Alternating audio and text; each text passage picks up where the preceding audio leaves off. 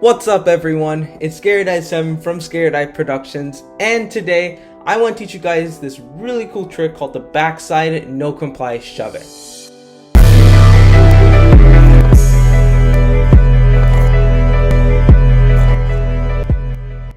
So, the backside no comply shove it. This is a really cool trick that actually can be the first trick that you learn on a longboard. There's not too much that you really need for this trick. I would say be comfortable riding your board because the way this trick works, it feels a bit strange. And you want to probably know one more popping trick. Maybe like a backside tire claw, maybe like just a straight up no comply. But you don't need something like a no comply 180. I actually find that a little bit harder than this trick, but just have a good popping trick and be comfortable on your board. So for your positioning on this trick, you're going to want to have your front foot right there in the center of your board, and you're going to want to have about half of it hanging off by the heels. And the reason for this is because when you do this trick, you're going to want to put your front foot on the ground, and you want to do it relatively quickly. So if you have less of your foot on the board, it's going to be a lot easier to take it off because it's going to be a lot less resistance and overall just less to take off. So I would suggest to do that.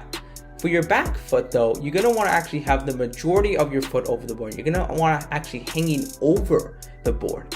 And the reason for that is because it's going to give you more leverage with the board in order to do that scoop.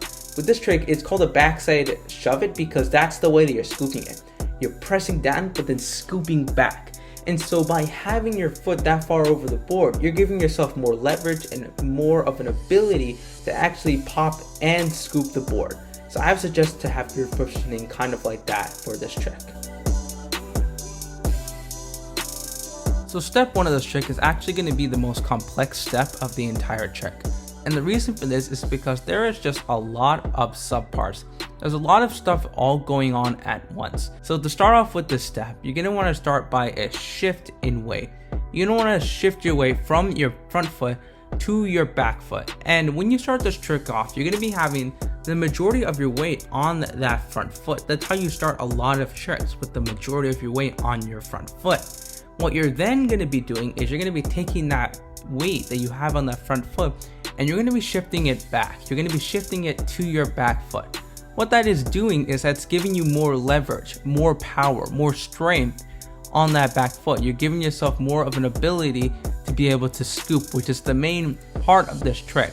So while you're shifting that back foot back and adding more weight to it, you're going to be wanting to take off that front foot. You're going to be wanting to take that front foot and put it on the ground because that is also part of this trick. That's the whole part of the no comply aspect of this trick.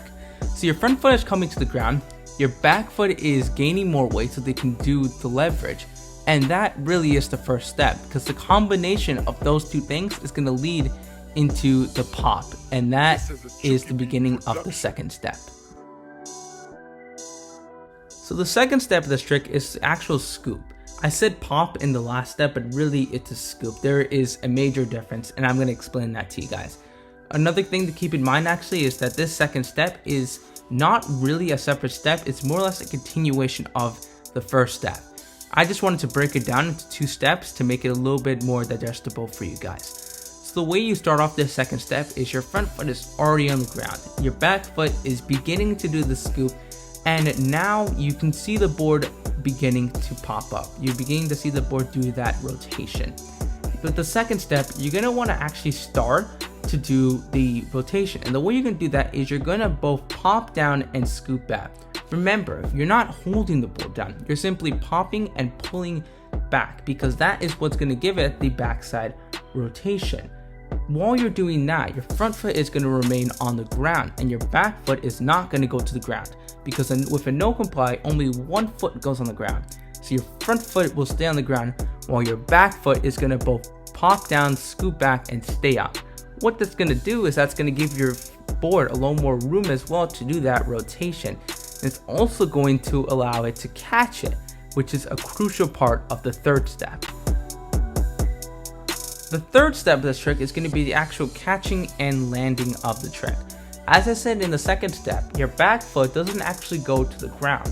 And the reason for this is because it has the job of catching the board, which is doing this crazy rotation.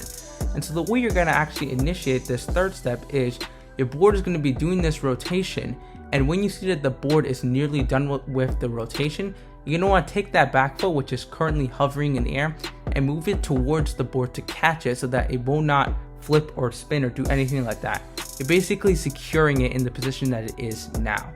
While you're doing that, once it's fully catched and stable, you're going to want to start to jump off your front foot. Now keep in mind that the quicker you do this, the cooler it's going to look, because it's going to create more of like a jumping effect.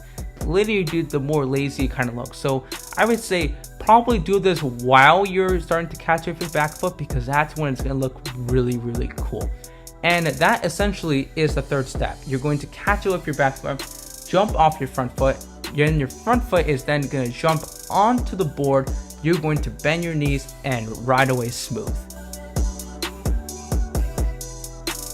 So with this trick, there are two main common errors that could probably occur. The first common error that could occur is the fear common error. And this is something that I personally have been facing for a very long time. In fact, I only recently got this trick down really well, because I battled a fear aspect for a very long time. I just could not commit to jumping onto the board, and it just really scared me. And there's just a whole roadblock with skateboarding and longboarding in general. And so the main thing I would say with this trick is to kind of break it down into steps that are approachable, like the ones I've just done, and really to just kind of go for it 100%. There's no real guide that someone can give to really break fear, besides to really like maybe try it in the grass or try to have some safer way that could really kind of take away the fear. Because the main thing with this trick, at least in my opinion, is the fear aspect. There's a lot going on, and you kind of might just feel like you're gonna fall. But if you can just kind of put that fear away and just go for it 100%, promise you, you can definitely land it. The other thing that can occur with this trick is you may land too far over, or you may land too far off. This might not be a common error if you can maintain it, but if you do this at like fast speeds, you can seriously fall and hurt yourself, and it's generally speaking just a lot harder to keep stable. So the main thing I would say with this trick is try to aim for the center of the board. Wherever the board may be, whether it's on the toe side or the heel side, try to aim for that center portion so that you're not landing like with your heels off or with your toes off. Try to just aim with the center of your foot in the center of the board, and make sure you also try to bend your knees, because that will keep it generally a lot more stable as well. Alright guys, thank you so much for watching this video today. If you enjoyed it, make sure you leave a like and subscribe for similar content. Also, let me know how the audio sounds on this one, because I recently got an amazing computer, the 16-inch MacBook Pro, and I'm currently using the microphone, the studio quality microphones, to record this video. So let me know how it sounds, because I definitely want to give a review for this computer, and I would love your personal feedback and opinions. Anyway, thank you guys so much for watching, and I will see you guys in the next video.